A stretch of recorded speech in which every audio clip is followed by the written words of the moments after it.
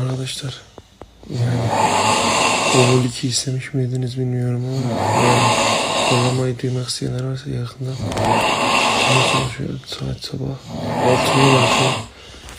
Ya burada hipopotamam var. Hipopotamamla ben uyuyamıyorum zaten. Yani normalde uyuyordum. Bu şaşır şekilde uykumdan uyandım.